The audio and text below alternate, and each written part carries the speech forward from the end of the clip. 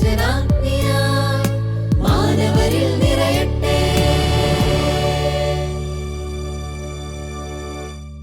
പിതാവിനും പുത്രനും പരിശുദ്ധ റൂഹായിക്കും സ്തുതി. കർത്താവിനാൽ അനുഗ്രഹിക്കപ്പെട്ട ദൈവമക്കളെ, പരിശുദ്ധ സഭയുടെ യാക്കോബായ സുറിയാനി സഭയുടെ കീഴിലുള്ള സെൻറ് തോമസ് ധ്യാന കേന്ദ്രത്തിൽ നിന്ന് തിരുവചനാഗ്നി എന്ന പേരിൽ ദൈവജനത്തിനുണ്ടായ പ്രബോധനങ്ങളും ദൂതുകളും വിശ്വാസികളായ ദൈവമക്കളെ തൊട്ടുണർത്തുവാൻ, ആത്മീയമായി ശക്തീകരിക്കാനായിട്ട് ഇവിടെ നിന്ന് നിങ്ങൾക്ക് നൽകി വരുന്നു എന്നറിയാമല്ലോ. അതിൻ്റെ ഒരു ഭാഗമായിട്ടാണ് ഇപ്പോൾ അച്ഛൻ നിങ്ങളോട് സംസാരിക്കുന്നത്. ദൈവത്തിൻ്റെ നാമം മഹത്വപ്പെടട്ടെ. ആ ദൂത് തരുമ്പോൾ അതിനോട് ചേർത്ത് ഈ ദിവസം പ്രസ്താവിക്കാനുള്ള പ്രത്യേക കാര്യം നമ്മുടെ ശ്രേഷ്ഠ ഭാവിയെക്കുറിച്ചാണ്. ശ്രേഷ്ഠ ഭാവകാലം ചെയ്ത് ഇന്ന് 30 ദിവസങ്ങളായിരിക്കുന്നു. ഭാവിയെക്കുറിച്ചൊരു വാക്ക് പറയാതെ എങ്ങനെയാണ് ഈ ശുശ്രൂഷയിലേക്ക് പ്രവേശിക്കുന്നത്? ദൈവത്തിന് സ്തോത്രം. അപ്പോസ്തലനായ പൗലോസ് എബ്രായർക്ക് ലേഖനത്തിൽ അതിൻ്റെ 13-ാം അധ്യായത്തിൻ്റെ 7-ാം വാക്യത്തിൽ പറയുന്നു, നിങ്ങളോട് ദൈവവചനം പ്രസംഗിച്ച് നിങ്ങൾ നടത്തിയവരെ ഓർത്തുകൊള്ളുവീൻ, അവരുടെ ജീവാവസാനം ഓർത്ത് അവരുടെ വിശ്വാസത്തെ അനുകരിപ്പീൻ. അപ്പോൾ ദൈവവചനം പ്രസംഗിച്ച് നമ്മൾ നടത്തിയ പുണ്യപിതാവായ ശ്രേഷ്ഠ അബൂന്മാർ ബസേലിയോസ് തോമസ് പ്രഥൻ കാതോലിക്ക ബാവ തിരുമേനിയെ ഓർക്കുമ്പോൾ, അദ്ദേഹത്തിൽ നിന്ന് കേട്ട്, അദ്ദേഹം പഠിപ്പിച്ച്, അദ്ദേഹത്തോട് പ്രാർത്ഥിച്ച്, അദ്ദേഹത്തോട് ആരാധിച്ച് ഈ വിശുദ്ധ സഭയിൽ നമുക്കായിരിക്കാനായിട്ട് കിട്ടിയ ആ വലിയ ഭാഗ്യത്തെ ഓർത്ത് ദൈവത്തെ സ്തുതിക്കുന്നതിനും അദ്ദേഹത്തെക്കുറിച്ചുള്ള നല്ല സ്മരണകൾ നമ്മുടെ ജീവിതത്തിൽ ചേർത്ത് പിടിക്കുന്നതിനും മുഖാന്തരമായി തീരും എന്ന് പ്രത്യാശിച്ചുകൊണ്ടാണ് ഈ കാര്യങ്ങൾ പറയുന്നത്. ഒരു സാധാരണ മനുഷ്യൻ സാധാരണ കുടുംബത്തിൽ ജനിച്ച് സാധാരണ രീതിയിൽ വളർന്ന് വളരെ അസാധാരണീയമായിരിക്കുന്ന ഒരനുഭവ തലത്തിലേക്ക് ഉയർന്നു വന്ന സംഭവകുലമായ ഒരു ജീവിത പശ്ചാത്തലമാണ് ശ്രേഷ്ഠ ഭാവിയുടേത്. ഇപ്പോൾ അത് വിശദീകരിച്ച് പറയാനായിട്ടൊന്നും സാധ്യമല്ല. ശ്രേഷ്ഠ ബാബ തിരുമനസ്സുകൊണ്ട് എന്നെ ശമ്മാച്ചനാക്കി, അച്ഛനാക്കി, കോറപ്പിസ്കോപ്പിയാക്കി, ഞങ്ങളുടെ കുടുംബം ഇതിനോടകം ഞാൻ 3 വീടുകൾ പണിതു. ആ 3 വീടും മാറി മാറി അത് വിൽക്കേണ്ടി വന്നു. വിറ്റ് ഒടുവിൽ ഞാനിപ്പോൾ തട്ടാമോള് താമസിക്കുമ്പോഴും ശ്രേഷ്ഠ ഭാവിയാണ് വന്ന് അത് കൂതാശ ചെയ്ത് ഞങ്ങളെ അനുഗ്രഹിച്ചത്. എൻ്റെ കുടുംബത്തിലെല്ലാ കാര്യാധികളിലും ഭാവിയുടെ സാന്നിധ്യവും പ്രാർത്ഥനയുമുണ്ട്. എൻ്റെ കുഞ്ഞുങ്ങളുടെ വിവാഹം തുടങ്ങിയുള്ള കാര്യങ്ങളൊക്കെ ബാവ തന്നെയാണ്. അപ്പം ഞങ്ങൾ കുടുംബത്തോട് ചേർത്ത് പിടിക്കുന്ന, എൻ്റെ മനസ്സിലെ ഹൃദയത്തിൽ എപ്പോഴും ജീവിക്കുന്ന ശ്രേഷ്ഠ ബാവ അനേകരുടെ ജീവിതത്തിലെ അപ്രകാശവും ചൈതന്യവും മാർഗദീപമായിട്ട് നിലനിൽക്കുകയാണ്. ദൈവത്തിന് സ്തോത്രം, ദൈവത്തിന് മഹത്വം. പ്രിയപ്പെട്ടവരെ, ശ്രേഷ്ഠ ബാവ തിരുമേനി ശമ്മാച്ചനായിരിക്കുമ്പോൾ മഞ്ഞിനിക്കരയിൽ താമസിച്ച് പഠിച്ചു. മഞ്ഞിനിക്കരയിൽ അദ്ദേഹം താമസിച്ച് പഠിക്കുന്ന കാലത്ത് ആ ദേറായുടെ അധിപനായ ഒരു അഭിമന്യ പിതാവ് രാത്രി പ്രാർത്ഥനയ്ക്ക് വേണ്ടി ചാപ്പലിലേക്ക് വന്നു. ഞാൻ വാമൊഴിയായി കേട്ടിട്ടുള്ളതാണ്. അപ്പോൾ സമയം ഏകദേശം 1 മണിയായി രാത്രി. എല്ലാവരും നല്ല നിദ്രയിലായിരിക്കുന്ന ഒരു നല്ല മനോഹരമായ രാത്രികാലം. അദ്ദേഹം ആ ദേറായിലേക്ക് കടന്നു വരുമ്പോൾ വിശുദ്ധനായ മോർ ഇഗ്നാത്യോസ് ബാവയുടെ കബറിങ്കൽ നീണ്ടു നിവർന്ന് കിടന്ന് കരഞ്ഞ് ഒരു ശമ്മാച്ചൻ പ്രാർത്ഥിക്കുന്നു. ഈ പ്രാർത്ഥനയിൽ ആ റമ്പാച്ചൻ ആകൃഷ്ടനായി, ദേറാധിപനായ പിതാവ് ആകൃഷ്ടനായി അദ്ദേഹം ആരാണെന്നറിയാൻ കുനിഞ്ഞു നോക്കിയപ്പോൾ അത് അദ്ദേഹത്തിന് ആളെ മനസ്സിലായി. കുഞ്ഞുഞ്ഞ് എന്ന് വിളിക്കപ്പെടുന്ന തോമസ് ശമ്മാച്ചനാണ് എന്ന്. അദ്ദേഹം ഒന്ന് കുറിച്ചു വെച്ചു, ഈ ശമ്മാച്ചൻ ആരായി തീരാം എന്ന്. പ്രിയപ്പെട്ടവരെ, അത് ശരിയാണ്. ആ കുറിച്ചു വെച്ചതും ഓർത്തും അദ്ദേഹം ആരായിത്തീരാം എന്നുള്ള ചിന്തയിൽ അതിൻ്റെ പൂർത്തീകരണമാണ് പിന്നീട് കണ്ടത്. അദ്ദേഹം കിഴക്കിൻ്റെ മപ്രാനിയായി, മപ്രിയാനായെന്ന് പറയുമ്പോൾ കിഴക്കിൻ്റെ കാതോലിക്കയായി അത്രമാത്രം ഉന്നതങ്ങളിലേക്ക് പ്രാർത്ഥിച്ച് നെടുമ്പാട് വീണ് കിടന്ന ശമ്മാച്ചനെ അദ്ദേഹം ഉയർത്തിയെടുത്തു. ഇതുകൊണ്ട് ഞാൻ ഉദ്ദേശിക്കുന്നത് അന്ന് മുതൽ ഇന്ന് വരെയുമുള്ള അദ്ദേഹത്തിൻ്റെ കാലം ചെയ്യുന്നവരെയുള്ള അനുഭവങ്ങളിൽ പ്രാർത്ഥിച്ച് ദൈവം അനുഗ്രഹിച്ച ഒരു ദൈവപുരുഷൻ, ദൈവം അനുഗ്രഹിച്ച് ദൈവം തൻ്റെ നാവിൻ തുമ്പിലൂടെ അനേകം അരുളപ്പാടുകൾ വചനം നൽകിയ ദൈവത്തിൻ്റെ പ്രവാചകൻ, അങ്ങനെ വളരെ സാധാരണ അനുഭവങ്ങളിൽ നിന്ന് അസാധാരണ തലത്തിലേക്ക് ഉയർത്തപ്പെട്ട അനുഗ്രഹിക്കപ്പെട്ട ഒരു പിതാവ്.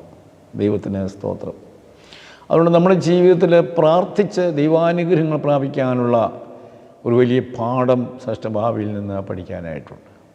പ്രിയപ്പെട്ടവരെ, ഞാൻ എൻ്റെ ജീവിതത്തിൽ തൊട്ടറിഞ്ഞൊരു കാര്യമാണ്. ബാബയുടെ കോതമംഗലത്തെ വലിയ പള്ളിയിൽ താമസിക്കുന്ന കാലത്ത് അരമനയിൽ ഞാനും കുറേ കാലം താമസിച്ചു. വിദ്യാഭ്യാസാർത്ഥമാണ് അവിടെ താമസിച്ചത്. സമയം കിട്ടുമ്പോഴെല്ലാം ബാബയുടെ അരമനയിൽ അദ്ദേഹത്തെ ശുശ്രൂഷിക്കാനോ വരുന്നവരെ സ്വീകരിക്കാനോ ഒക്കെ ഞാനും പങ്കാളിയായിട്ടുണ്ട്. ഒരു പ്രാവശ്യം വിദേശത്തു നിന്ന് വന്ന 4-5 ആളുകൾക്ക് ആതിഥേയത്വം ഒരുക്കാനായിട്ട് ബാബ ആവശ്യപ്പെട്ട് ഉച്ച ഭക്ഷണമാണത്. വന്നിട്ടുള്ളവരെയൊന്നും ഞാൻ ശരിക്കും അറിയുന്നില്ല, ഓർക്കുന്നില്ല. ഡൈനിങ് ടേബിളിൻ്റെ ചുറ്റും അവരെ ഇരുത്തി. അന്ന് തിരുമേനിയാണ്, ദിവന്നാസ്യോസ് തിരുമേനി അവരുടെ മധ്യഭാഗത്തായിട്ടിരുന്നു, ചുറ്റും ഇരുത്തി. ഭക്ഷണമെല്ലാം കൊണ്ടുവച്ചിട്ടുണ്ട്. അപ്പോൾ അവർക്കന്ന് ഭക്ഷണം കൊടുക്കാനുള്ള പ്ലേറ്റ് കബോർഡിൽ സൂക്ഷിച്ചു വെച്ചിട്ടുണ്ട്. എണ്ണത്തിനൊത്തവണ്ണം കബോർഡിൽ നിന്ന് പ്ലേറ്റുകൾ കയ്യിലെടുത്തുകൊണ്ട് ഒരു ശമ്മാച്ചൻ വരികയാണ്. ആ പ്ലേറ്റ് എടുത്തുകൊണ്ട് വരുമ്പോൾ തിരുമേനി പറഞ്ഞു, മോനെ സൂക്ഷിച്ചു വേണം കേട്ടോ, സൂക്ഷിക്കണം എന്ന് പറഞ്ഞു. ഇത് പറഞ്ഞു കഴിഞ്ഞ മാത്രയിൽ ഈ ബഹുമാനപ്പെട്ട ശമ്മാച്ചൻ്റെ കയ്യിൽ നിന്ന് ഈ പ്ലേറ്റ് എങ്ങനെയോ കൈതെറ്റി നേരെ താഴോട്ട് ചാടുകയാണ്, തറയിലേക്ക്. പ്രിയപ്പെട്ടവരെ, ആ കാലത്തിനൊരു മാറ്റമുണ്ട്. ഇന്ന് ധാരാളം നമുക്ക് പ്ലേറ്റ്സ് പല രീതിയിൽ, ഡിസൈനിൽ, പല സ്വഭാവത്തിൽ, പല തരത്തിലുള്ള കിട്ടും. പക്ഷെ അന്ന് അതൊന്നും എളുപ്പമല്ല. ഇത് ഗൾഫിൽ നിന്ന് ആരോ കൊണ്ടുവന്ന് സമ്മാനിച്ച, അല്ലെങ്കിൽ അത്ര വിശിഷ്ടമായി അരമനയിൽ ഇതുപോലുള്ള ആളുകളെ സ്വീകരിക്കാൻ ഒരുക്കി വെച്ചിട്ടുള്ള ആ ഡിഷസാണ്. അത് കയ്യിൽ നിന്ന് ചാടി പൊട്ടി. ഞാൻ നിങ്ങളോട് പറയാൻ വരുന്നത്, ഇത് കണ്ടുകൊണ്ടിരുന്ന ആ തിരുമേനി, ദിവന്നാസ്യോസ് തിരുമേനി, അത് കണ്ട് പുഞ്ചിരിയോടെ എങ്ങനെയാണോ അതിഥികളെ സ്വീകരിച്ച് ഒരുക്കിയിരുത്തിയത് അവരുടെ മുമ്പിൽ യാതൊരു വികാരഭേദങ്ങളും ക്ഷോഭങ്ങളും ഉണ്ടാകാതെ അവരെ നോക്കി ചിരിച്ചുകൊണ്ട് ഈ ശമ്മാച്ചനോട് പറഞ്ഞു, മോനെ സാരമില്ല, അത് മാറ്റിക്കളഞ്ഞാൽ മതി, മറ്റൊന്നെടുക്കുക, വേറെ സെറ്റ് എടുക്കുക എന്ന്.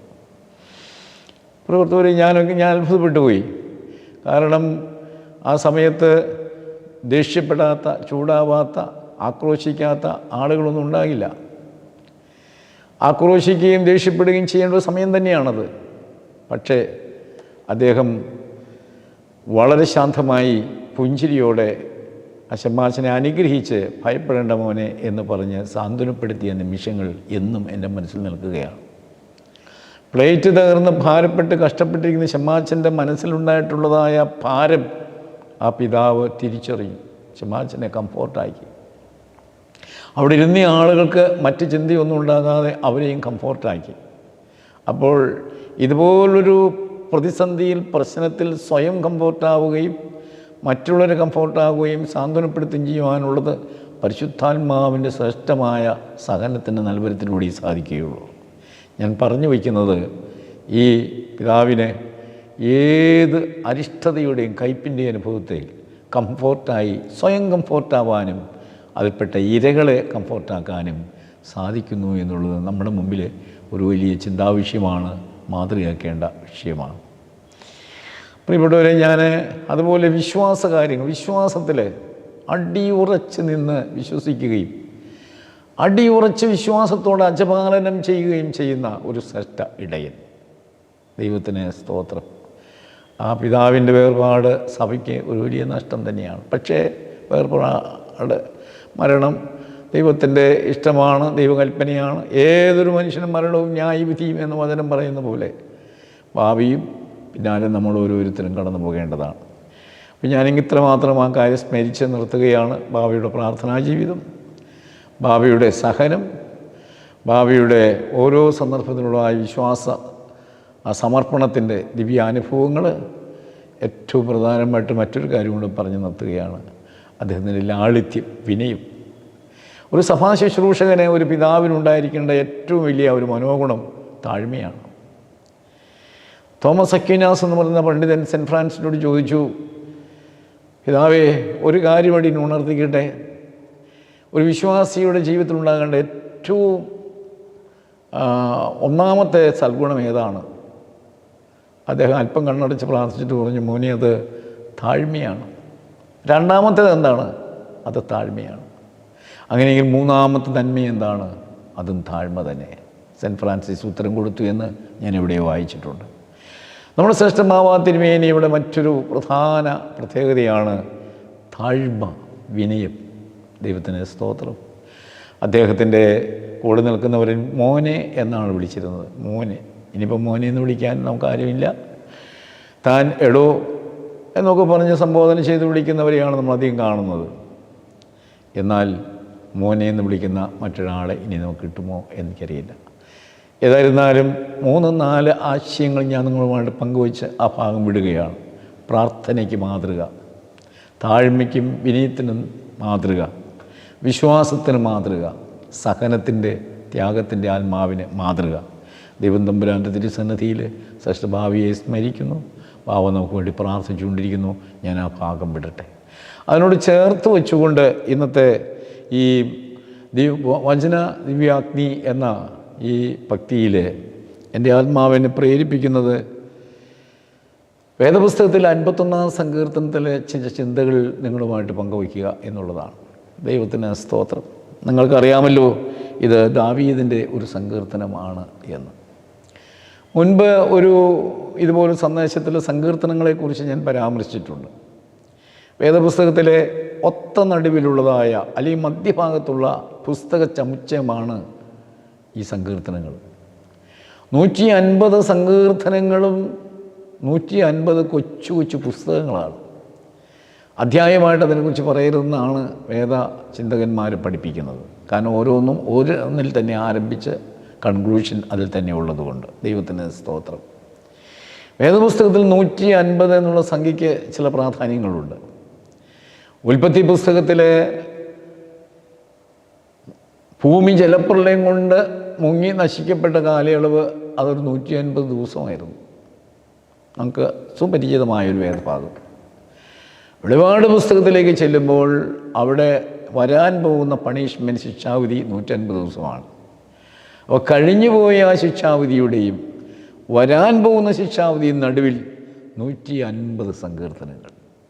ദൈവത്തിന് സ്തോത്രം. അത് പറയാനാണ് ശ്രമിച്ചത്. ഈ 150 സങ്കീർത്തനങ്ങളും നമ്മുടെ ജീവിതത്തിൻ്റെ ഓരോ പരിതസ്ഥിതികളിൽ അത് നമുക്ക് ഉപയോഗിക്കാൻ തക്കവണ്ണമാണ്. സന്തോഷത്തിലും സന്താപത്തിലും സമ്പത്തിലും ജീവിതത്തിൻ്റെ എല്ലാ മേഖലകളിലും അതാത് സന്ദർഭങ്ങളിൽ നമുക്ക് ധ്യാനിപ്പാനായിട്ടുള്ള തിരുവെഴുത്തുകൾ. പഴയ നിയമ യഹൂദ സഭയിൽ ഇത് പദ്യാത്മകമായിരുന്നു, പാട്ടായിട്ടുള്ള ഗീതങ്ങളായിരുന്നു. ആ ഗീതങ്ങൾ ഓരോ സന്ദർഭത്തിൽ ഉപയോഗിക്കാൻ തക്കവണ്ണം പ്രത്യേകമായ രാഗങ്ങളോടുകൂടി അല്ലെങ്കിൽ ട്യൂൺ ചെയ്താണ് അവരുപയോഗിച്ചിരുന്നത്.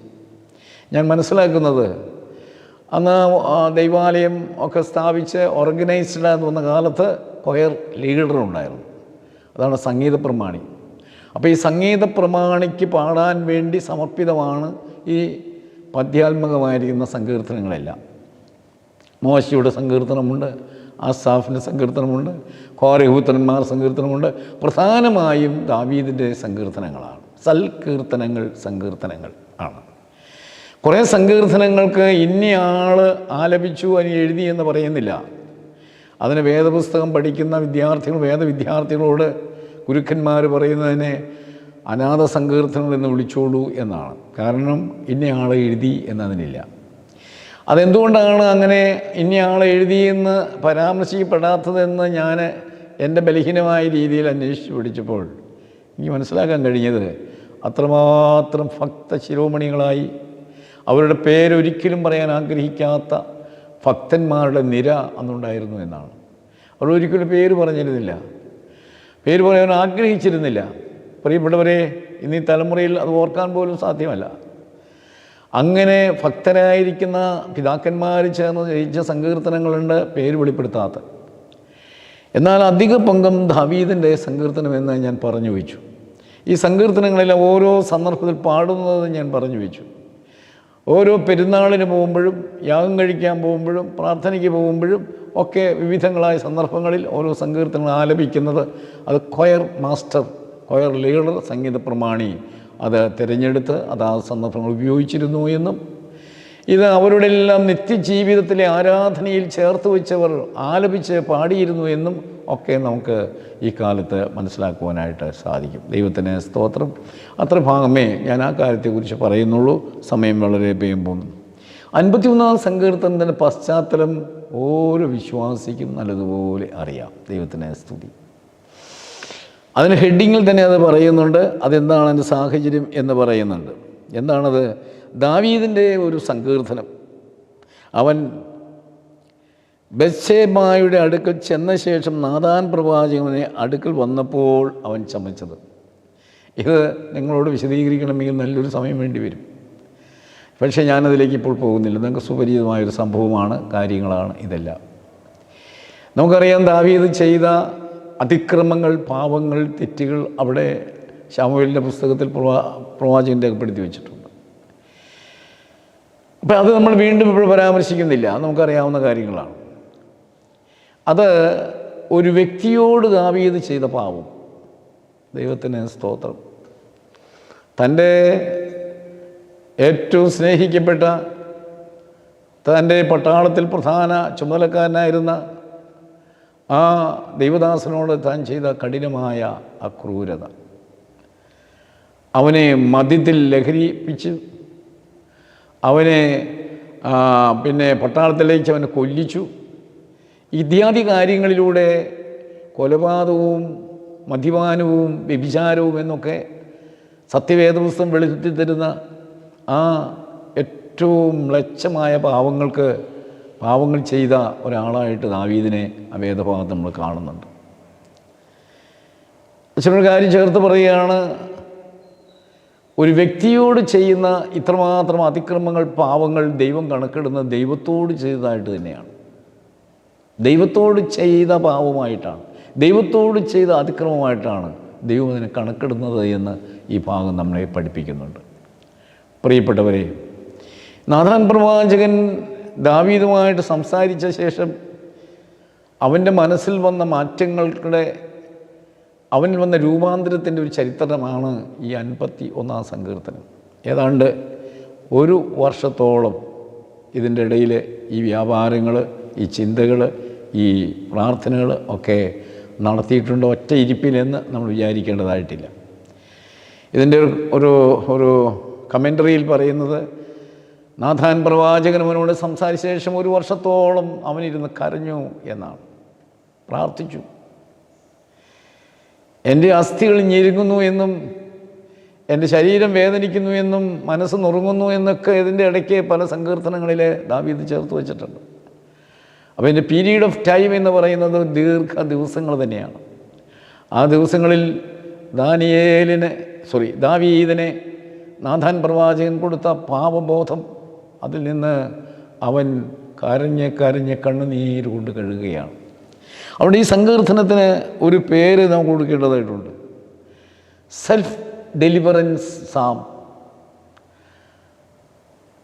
സ്വയസംരക്ഷണ അല്ലെങ്കിൽ സ്വയരക്ഷ സങ്കീർത്തനം. സ്വയം അവൻ ഇരുന്ന് ഉരുകി കരഞ്ഞ് അനുദപിച്ച് ദൈവത്തോട് ഏറ്റുപറയുന്നു. അതുകൊണ്ട് സെൽഫ് ഡെലിവറൻസ് പ്രെയർ എന്ന് ഇത് നമുക്ക് പേര് കൊടുക്കാവുന്നതാണ്. ദൈവത്തിന് സ്തോത്രം. പ്രിയപ്പെട്ടവരെ, നിങ്ങൾ പ്രാർത്ഥനയോടെ ദൈവാത്മാവിൽ നിറഞ്ഞ് ഈ പറയുന്ന വചനങ്ങളിലൂടെ കടന്നു വരുവാനായിട്ട് ഞാൻ നിർദ്ദേശിക്കുന്നു, ഉപദേശിക്കുന്നു. നിങ്ങൾ ആ ദാവീദിൻ്റെ ജീവിതത്തിലേക്കൊന്ന് നോക്കുക, കാണുക. ഞാൻ ഓർക്കുന്നത്, ആടുമേയിച്ച് നടന്ന നിസ്സാരതയിൽ നിന്ന് പച്ചക്കമ്പുകളൊക്കെ വെട്ടിയിട്ട് ഇല കൊണ്ടുണ്ടാക്കി വെട്ടിയിട്ട കമ്പിൻ്റെ മുകളിൽ കിടന്ന് ഉറങ്ങിയ ദാവീദ് കൊട്ടാരത്തിലെ സുഭിക്ഷമായ, സുരക്ഷമായ, സുന്ദരമായ ആ ഉന്നതങ്ങളിലേക്ക്, കിടക്കയിലേക്ക്, സ്ഥാനങ്ങളിലേക്ക് നയിക്കപ്പെട്ടു. ആട് നോക്കിക്കൊണ്ട് വിശപ്പും ദാഹവുമായി പൈദാഹവുമായി ജീവിച്ചിരുന്ന ആ ചെറുപ്പക്കാരൻ ഇന്ന് രാജാതിരാജനായിട്ട് മാറ്റപ്പെട്ടു. അനേകം അനുഗ്രഹങ്ങൾ, അത്ഭുതങ്ങൾ ദാവീദിലൂടെ നമുക്ക് കാണാനായിട്ട് കഴിയും. ദാവീദ് അതുകൊണ്ട് വെറും സാധാരണമായ ഒരു ജീവിത പശ്ചാത്തലത്തിൽ നിന്ന് വളരെ അസാധാരണമായ ഔന്നത്യങ്ങളിലേക്ക് ദൈവം ഉയർത്തിയ ഒരു മഹൽ വ്യക്തി, ഒരു വിശുദ്ധനായ മനുഷ്യൻ. ഒരിക്കൽ ദൈവം കൽപ്പിക്കുകയുണ്ടായി, a man of my full heart, വചനത്തിലുണ്ടത്. എൻ്റെ മുഴുവൻ ഹൃദയവുമായവൻ, എൻ്റെ മുഴുവൻ സ്വഭാവമായിരിക്കുന്നവനെന്ന് ദാവീദിനെക്കുറിച്ച് ദൈവം സാക്ഷ്യം പറയുന്നത് നമുക്ക് കാണാനായിട്ട് കഴിയും. ദാറ്റ് മീൻസ് ദൈവവും ദാവീദുമായി അത്രമാത്രം ഉറ്റ സുഹൃത്തുക്കളായി, ഉറ്റവരായി കഴിയുന്ന കാലഘട്ടത്തിൻ്റെ മനോഹാരിതയും അതിൻ്റെ വിശുദ്ധിയും നമ്മൾ തിരിച്ചറിയേണ്ടതായിട്ടുണ്ട്. ഇങ്ങനെയുള്ള ദാവീദ് ഇത്രയും കഠിനമായ ക്രൂരമായ പാപപ്രവൃത്തിയിലേക്ക് കടന്നുപോയി. അവനതിൻ്റെ ആ വലിപ്പം മനസ്സിലാക്കാതെ താൻ ചെയ്ത തിന്മയുടെ, താൻ ചെയ്ത പാപത്തിൻ്റെ ആ വ്യക്തതയിൽ അവനൊന്നും പിടികിട്ടാതെ അവന് ജഡീകനായി അധപ്പതിച്ചിരിക്കുന്ന കാഴ്ചയാണ്. താൻ ആരെന്ന് പോലും തിരിച്ചറിയാൻ പറ്റാത്തതുപോലെ തൻ്റെ സ്വന്തമായ സത്വം ബലികഴിക്കപ്പെടുന്ന രീതിയിലേക്ക്, അവൻ്റെ ആളത്വത്തിൽ മാറ്റം വന്ന രീതിയിലേക്ക് അവനൊരു വെറും കൊടും പാപിയായിട്ട് മാറിപ്പോയി എന്നുള്ളതാണ്. അവൻ തിരിച്ചറിയുന്നില്ല. പ്രിയപ്പെട്ടവരെ, ഞാനൊന്ന് പറയട്ടെ, നമ്മുടെ ജീവിതത്തിൽ നമ്മൾ ദാവീദിനെ പോലെയൊന്നും അത്ര വലിയവരൊന്നുമല്ല, കൊച്ചു കൊച്ചു മനുഷ്യരാണ്. നമ്മുടെ ജീവിതത്തിൻ്റെ തെറ്റുകൾ തിരിച്ചറിയുക എന്നുള്ളതാണ് ജീവിതത്തിൻ്റെ അനുഗ്രഹം. എവിടെയാണോ ഫാൾട്ട് എന്നുള്ളത് തിരിച്ചറിയുക, നമ്മുടെ കുറവുകളെക്കുറിച്ച് ബോധ്യമുണ്ടാക്കുക, അതാണ് പ്രധാനമായിട്ടുള്ള കാര്യം. അവിടെയാണ് അനുഗ്രഹം. ഒരു പിതാവ് പറഞ്ഞു വയ്ക്കുന്നുണ്ട്, അനുതാപം ഉള്ളിടത്ത് അനുഗ്രഹമുണ്ട്. നമ്മുടെ പ്രാർത്ഥനകൾ അനുതാപത്തിൻ്റെ പ്രാർത്ഥന തന്നെ ധാരാളം ചേർത്ത് വച്ചിട്ടുണ്ട്. ഏതൊരു പ്രാർത്ഥന എന്തായാലും, പാതിരായെടുത്താലും പ്രഭാതത്തിന് വന്നാലും മറ്റ് പ്രാർത്ഥന പോകുമ്പോൾ അനുതാപത്തിൻ്റെ പ്രാർത്ഥനകൾ എന്ന ഹെഡിങ് തന്നെ എഴുതിയിട്ട് ചേർത്തിട്ടുണ്ട്. അനുതാപത്തോടെ പ്രാർത്ഥിക്കുക. എന്നാൽ ദൈവം മനുഷ്യൻ ആഗ്രഹിക്കുന്ന അനുതാപത്തോടു കൂടി, കർത്താവേ നീ മഹാപരിശുദ്ധനാണ്, ഞാൻ പാപിയാണ്, എന്നോട് കരുണ ചെയ്യണം. അപ്പോൾ അനുദപിക്കണമെങ്കിൽ തിരിച്ചറിവുണ്ടാവുക, ചെയ്തതിനെക്കുറിച്ച് ബോധ്യമുണ്ടാകുക, അനുദപിക്കുക. അതിൻ്റെ ഒരു അനന്തരഫലമാണ് വിശുദ്ധ കുമ്പസാരം. സ്വയപരിശോധനയിലൂടെ, വചനത്തിൻ്റെ വെളിച്ചത്തിൽ, പരിശുദ്ധാത്മാവിൻ്റെ പ്രബോധനത്തിലൂടെ നമ്മുടെ വ്യക്തിത്വത്തിൽ ബാധിച്ചിരിക്കുന്ന പാപങ്ങൾ, പാപക്കറകളെക്കുറിച്ച് ബോധ്യം വന്നിട്ട് സത്യകുമ്പസാരം നടത്തും. വിശുദ്ധ കുമ്പസാരത്തിലൂടെ നമുക്കതിൽ നിന്ന് വിടുതൽ പ്രാപിക്കാനായിട്ട് കഴിയുമെന്നുള്ളതായ ബോധ്യം, തിരിച്ചറിവ് നമുക്കുണ്ടാകുക. വിശുദ്ധ കുർബാനാനുഭവത്തിലൂടെ നാം ക്രിസ്തുവിലുമായിത്തീരുന്ന ദിവ്യാനുഭവം ഉണ്ട് എന്ന് മനസ്സിലാക്കുക. പോകട്ടെ, ഞാൻ ആ വഴിയിൽ നിന്ന് തിരിച്ചു വരുന്നു. ഇവിടെ ദാവീദിന് ഏറ്റവും ആഴമായ പാവബോധമുണ്ടാവുകയാണ്. 51-ാം സങ്കീർത്തനം തുടങ്ങുന്നത് തന്നെ നമുക്കറിയാം എന്താണ്. ദൈവമേ, നിൻ്റെ കൃപയിൻ പ്രകാരം എന്നോട് കരുണ ചെയ്യണമേ. അത് മലയാളം ബൈബിൾ സൊസൈറ്റി ട്രാൻസ്ലേഷനിൽ നിൻ്റെ ദയയ്ക്ക് തക്കോണം എന്നോട് കൃപയുണ്ടാകണമേ, നിൻ്റെ കന്നഡ ബൂത്തിൻ പ്രകാരം എൻ്റെ ലംഘനങ്ങളെ മായ്ച്ചു കളയണമേ എന്ന് പറഞ്ഞുകൊണ്ടാണ്. 2 പദങ്ങൾ ഞാനെടുത്ത് ഉപയോഗിക്കുകയാണ് ഇവിടെ, കൃപയും കരുണയും.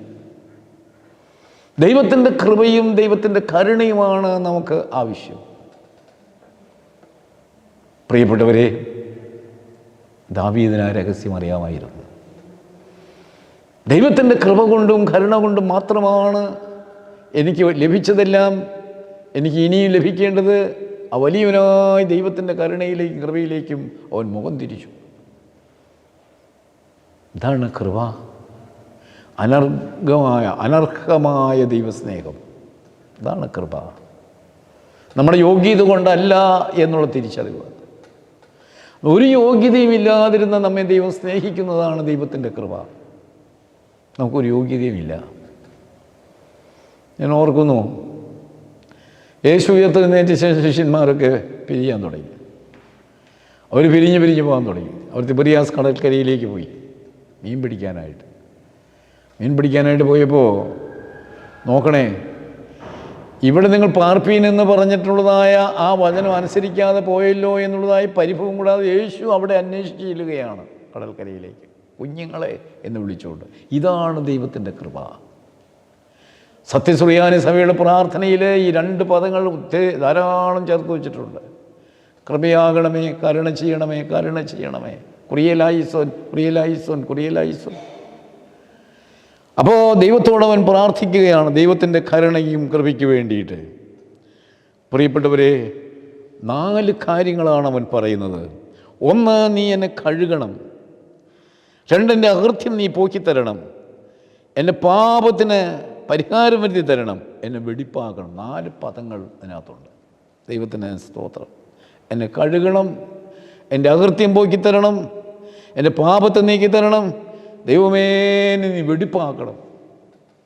അത് അവൻ്റെ ഉള്ളിൽ നിന്ന് അവൻ്റെ ഹൃദയത്തിൻ്റെ ആഴത്തിൽ നിന്നുള്ള അവൻ്റെ പ്രാർത്ഥനയാണ്, സമർപ്പണമാണ്. പ്രിയപ്പെട്ടവരെ, അതുകൊണ്ട് ഇതാ നമ്മൾ 51-ന്റെ 3-ാം വാക്യത്തിൽ വായിക്കുന്നത്, ദൈവമേ എൻ്റെ പാവം എൻ്റെ മുമ്പിലിരിക്കുന്നു. നാഥാൻ പ്രവാചകൻ എന്നെ ഓർമ്മപ്പെടുത്തിയിട്ടുള്ളതായ എൻ്റെ പാപത്തിൻ്റെ അകൃത്യങ്ങൾ ഇങ്ങനെ എൻ്റെ മുമ്പിൽ എപ്പോഴും ഇരിക്കുകയാണ്. പ്രിയപ്പെട്ടവരെ, എന്തൊരു മാറ്റമാണ് സംഭവിച്ചത്. 16-ാം സങ്കീർത്തനവും ഈ ദാവീദ് രചിച്ച സങ്കീർത്തനം 16-ാം സങ്കീർത്തനം, ആ 16-ാം സങ്കീർത്തനം 8-ാം വാക്യത്തിൽ പറയുന്നത്, ദൈവത്തോട് പറയും, ദൈവമേ എപ്പോഴും നിന്നെ ഞാൻ എൻ്റെ മുമ്പിൽ വച്ചിരിക്കുന്നു. ദൈവത്തെ എപ്പോഴും മുമ്പിൽ കണ്ടുകൊണ്ട് പോയ ഒരു ദൈവപുരുഷനെ ഇപ്പോൾ അത് വിട്ടുപോയിട്ട് പാപം അവന് മുമ്പിൽ വരികയാണ്. നമ്മുടെ ജീവിതത്തിലേക്ക് ഈ വിഷയം ഒന്ന് താതാത്മ്യപ്പെടുത്തി ചിന്തിക്കേണ്ടത് ആവശ്യമാണ്. ഒരു കാലത്ത് ദൈവത്തെ മുൻനിർത്തി ദൈവത്തിന് വേണ്ടി ദൈവകൃപയിൽ ആശ്രയിച്ച് വിശുദ്ധിയിലും പ്രാർത്ഥനയിലും ആരാധനയിലും കുർബാനയിലും എല്ലാം സംബന്ധിക്കുന്ന അനേകർ ഇപ്പോൾ പോയി ഇതെല്ലാം വിട്ട് മൊബൈൽ കയ്യിലെടുത്ത് മൊബൈൽ തുറന്ന് അശുദ്ധമായതും ആവശ്യമില്ലാത്തതെല്ലാം തുറന്ന് കണ്ട് ആസ്വദിച്ച് ജഡീകമായി മലിനപ്പെട്ട് മദ്യപാനത്തിൽ ലഹരിയിൽ ചിലർ അങ്ങനെയെല്ലാം വിട്ടുപോയിട്ടുള്ള ഒത്തിരി ആത്മീയ പ്രവർത്തകരും വിശ്വാസികളുടെ കൂട്ടവുമുണ്ട്. അവരോടാണ് പറയുന്നത്, ഒരു കാലത്ത് ദൈവത്തെ മുൻനിർത്തിയിരുന്ന ദാവീദ് ദൈവത്തിൻ്റെ ആ സന്നിധി വിട്ടിട്ട് അവൻ സ്വയത്തിൽ വന്നിട്ട് അതിലൂടെ ചെയ്തു കൂട്ടിയ പറഞ്ഞു പോയ സംഭവിച്ച കാര്യങ്ങളിൽ എപ്പോഴും അവന് മുമ്പിലേക്ക് ഈ പാവം എഴുന്നേറ്റ് വന്ന് അതിനെക്കുറിച്ച് ചിന്തിച്ചുകൊണ്ടിരിക്കുകയാണ്. അപ്പോൾ അവൻ്റെ മനസ്സിൽ മന്നം ചിന്തിച്ചുകൊണ്ടിരിക്കുന്നത് പാപത്തെക്കുറിച്ചും പാപത്തിൻ്റെ ആസ്വാദനങ്ങളും പാപത്തിൻ്റെ വഴികളുമാണ്. അതുകൊണ്ടാണ് എപ്പോഴും എൻ്റെ മുമ്പിൽ എന്നവൻ പറയാൻ കാരണം. പാപം എൻ്റെ മുമ്പിൽ വരികയാണ്. ദൈവത്തിന് ഇഷ്ടമല്ലാത്ത ചിന്തകൾ, ദൈവത്തിന് ഇഷ്ടമല്ലാത്ത പ്രവൃത്തികൾ, അതിലുള്ള ആസ്വാദനങ്ങൾ മുമ്പോട്ട് വരുന്നതാണ് ഇവിടുത്തെ വിഷയം. എപ്പോഴും ദൈവത്തെ ഉൾക്കണ്ണുകളാൽ കണ്ട് ധ്യാനിച്ചിരുന്ന ദാവീദ് ജഡീകമയമായ അനുഭവത്തിലേക്ക് വന്നു. അതാണ് ദാവീദ് എപ്പോഴും പാവം എൻ്റെ മുമ്പിൽ നിൽക്കുന്നു. ഒരു കാലത്ത് ദൈവത്തെ മുൻകണ്ടിരുന്നവന് ഇപ്പോൾ അവന് മുമ്പിലേക്ക് പാപവും പാപസ്വഭാവം കടന്നു. ഇതിൽ നിന്ന് നീ എന്നെ വീണ്ടെടുക്കണം, എന്നെ കഴുകണം, എൻ്റെ ലംഘനങ്ങൾ ക്ഷമിച്ചു തരണമെന്ന ആഴമായ അവൻ്റെ അനുതാപത്തോടെ പ്രാർത്ഥന. 51-12 വരുമ്പോൾ, നിൻ്റെ ആനന്ദവും സന്തോഷവും എനിക്ക് തിരികെ തരണമേ എന്നാണ്. ആനന്ദവും സന്തോഷം നഷ്ടപ്പെട്ടു പോയിട്ട് എനിക്ക് തിരികെ തരണമേ എന്നവൻ പ്രാർത്ഥിക്കുകയാണ്. ദൈവത്തിന് നന്ദിയോടെ സ്തോത്രം, ദൈവത്തിന് മഹത്വം. ഒരു നാളിൽ അത്യധികമായ ആനന്ദത്തോടെ വാദ്യമേളങ്ങളോടെ ഡാൻസ് ചെയ്ത് നൃത്തം ചവിട്ടി ദൈവത്തെ സ്തുതിച്ചിരുന്ന, ദൈവത്തിന് യാഗം നടത്തിയിരുന്ന അതേ ദൈവപുരുഷനിപ്പോൾ അവൻ്റെ ആനന്ദവും സന്തോഷവും നഷ്ടപ്പെട്ടു പോയി. അതവൻ തിരിച്ചറിയും. അതുകൊണ്ട് ദൈവമേ, നിൻ്റെ ആനന്ദവും സന്തോഷവും എനിക്ക് തിരികെ തരണമേ എന്ന് അവൻ നെഞ്ചത്തടിച്ച് കരയുകയാണ്. ഈ വചനം കേൾക്കുന്ന ദൈവമക്കളെ, മുൻകാലങ്ങളിൽ എത്രയോ ആത്മീയ സന്തോഷമുണ്ടായിരുന്നു, ആത്മീയ ശക്തി ഉണ്ടായിരുന്നു, ആത്മാവിൻ്റെ ബലമുണ്ടായിരുന്നു.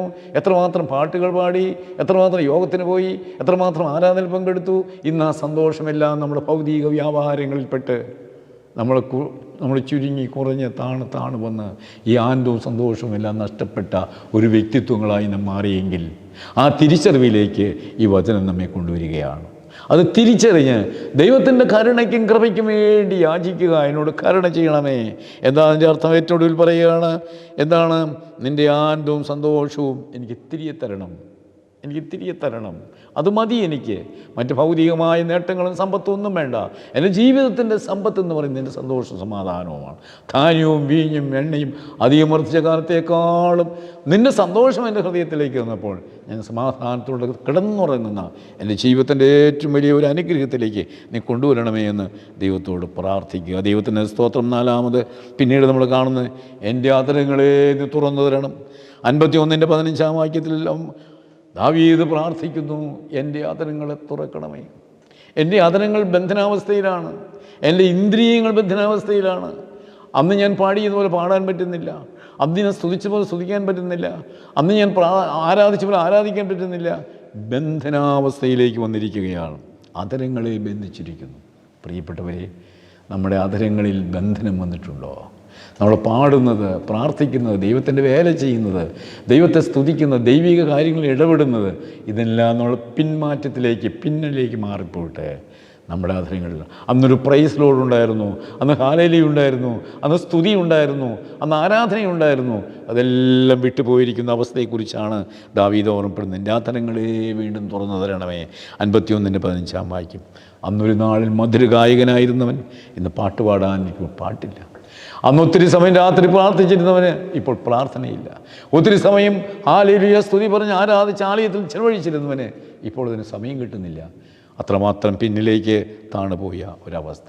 നമുക്ക് ദൈവത്തോട് പ്രാർത്ഥിക്കാം. ദൈവമേ, എൻ്റെ ആത്മീയ മനുഷ്യൻ്റെ അധരങ്ങളെ തുറന്ന് പാടാനും പ്രാർത്ഥിക്കാനും അതിനുള്ളതായി കൃപ, കരുണ എന്നോട് കടാക്ഷിക്കണമേ എന്ന് ഗലാത്യലേഖനം 5:1 വാക്യത്തിൽ വായിക്കുന്നു. ക്രിസ്തു നിങ്ങളെ സ്വാതന്ത്ര്യത്തിനായിട്ട് സ്വതന്ത്രരാക്കി.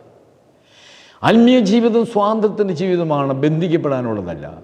ഏതെങ്കിലും പാപത്തിലോ പാപ സ്വഭാവത്തിലോ ബന്ധിക്കപ്പെട്ടിരിക്കുമെങ്കിൽ ആ ബന്ധനങ്ങളിൽ നിന്ന് ക്രിസ്തു നമുക്ക് വിടുതൽ തരുന്നു, ക്രിസ്തു നമ്മെ സ്വതന്ത്രമാക്കുന്നു. ആ പാവബന്ധനങ്ങളിൽ നിന്നുള്ള വിടുതൽ ദൈവം നമുക്ക് നൽകുകയാണ്. ദൈവത്തിന് സ്തോത്രം. എൻ്റെ വാക്കുകൾ ഞാൻ ഉപസംഹരിക്കുവാനായിട്ട് ശ്രമിക്കട്ടെ. ദൈവമക്കളെ, പറഞ്ഞു വന്നതെല്ലാം ഇങ്ങനെയാണ്. എന്നെ കഴുകണം, എന്നെ വെടിപ്പാക്കണം, എൻ്റെ അകൃത്യം മോചിക്കണം എന്നുള്ള ദാവീദിൻ്റെ 4 റിക്വസ്റ്റ്, അപേക്ഷകൾ. കാരണം പാവം എപ്പോഴും അവൻ്റെ മുമ്പിലിരിക്കുകയാണ്. ദൈവത്തിന് വിടുതൽ കൊടുക്കാൻ വേണ്ടി അവൻ പ്രാർത്ഥിക്കുകയാണ്. ആനന്ദവും സന്തോഷവും തിരികെ തരണമേ എന്ന് പ്രാർത്ഥിക്കുകയാണ്. എൻ്റെ അധരങ്ങളെ തുറക്കണമേ എന്ന് പ്രാർത്ഥിക്കുകയാണ്. അതെല്ലാം ദൈവം തമ്പുരാൻ്റെ കരുണ കൊണ്ട് ദൈവം അവൻ്റെ പാപത്തെ മോചിച്ച് ലംഘനങ്ങളെ മറച്ച് അവനെ അനുഗ്രഹിക്കുന്നത് വേദപുസ്തകത്തിൽ നമ്മളോട് ദാവീദിൻ്റെ ജീവചരിത്രത്തിൽ നിന്ന് പഠിക്കുന്ന കാര്യങ്ങളാണ്. ദൈവത്തിന് നന്ദിയോടെ സ്തോത്രം, ദൈവത്തിനെ മഹത്വം. നമുക്കൊരു ചെറിയ പ്രാർത്ഥനയോടെ ഈ ശുശ്രൂഷ നമുക്ക് അവസാനിപ്പിക്കാം. നിങ്ങൾ ഓരോരുത്തരുമായിരിക്കുന്ന ഇടങ്ങളിൽ തലകൾ വണങ്ങി ഉൾക്കണ്ണുകൾ തുറന്ന് നമ്മുടെ മശിഹ, നമ്മുടെ കർത്താവിനെ കണ്ടുകൊണ്ട് നമുക്ക് പ്രാർത്ഥിക്കാം.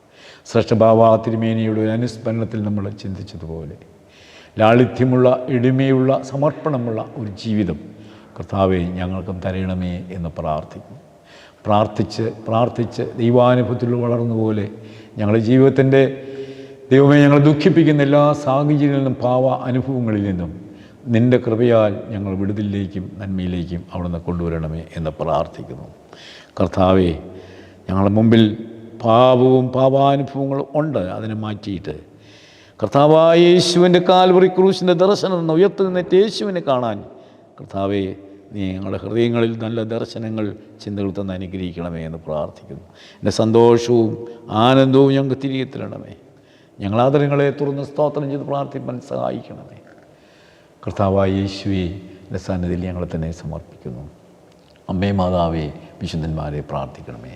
ഞങ്ങൾക്ക് വേണ്ടി ജീവനെ തന്ന യേശു മിശിഹായുടെ നാമത്തിൽ തന്നെ ആമീൻ. എല്ലാവരോടും നന്ദി, എല്ലാവരോടും സന്തോഷം. ദൈവം എല്ലാവരെയും വാഴ്ത്തി അനുഗ്രഹിക്കുമാറാകട്ടെ. ആമീൻ. ദൈവത്തിന് സ്തോത്രം. Praise the Lord. ഹല്ലേലൂയ. ഇന്ന് വന്യ കൊറപ്പിസ്കോപ്പ അച്ഛനിലൂടെ ശ്രേഷ്ഠ പിതാവിനെക്കുറിച്ചുള്ള ഓർമ്മകളും ദാവീദിൻ്റെ ദിവ്യാനുഭവങ്ങളും നമ്മോട് പങ്കുവച്ചു.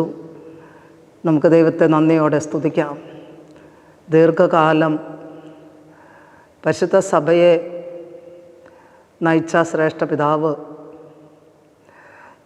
മലങ്കരയുടെ യാക്കോബ് പ്രധാനിയായി ഉയർത്തപ്പെട്ടത് എങ്ങനെയാണെന്ന് നമുക്കെല്ലാം അറിയാം.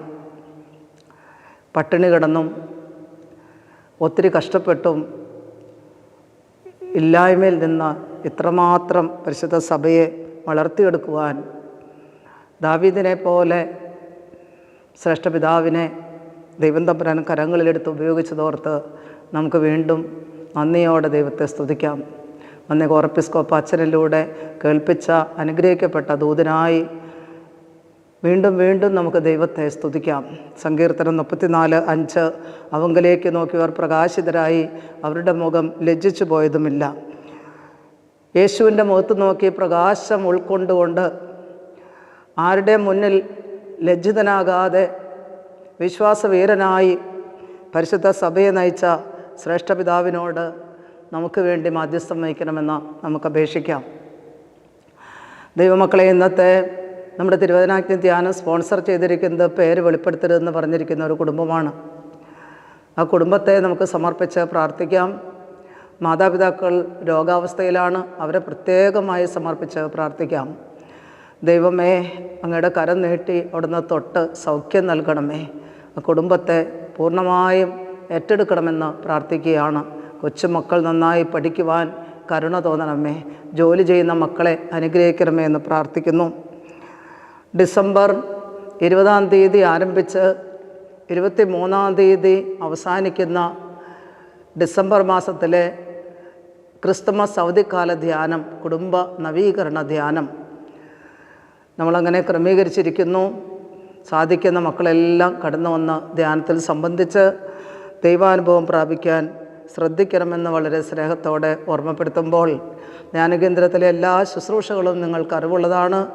കടന്നു വന്ന് സഹകരിക്കണമെന്ന് വീണ്ടും ഓർമ്മപ്പെടുത്തുകയാണ്.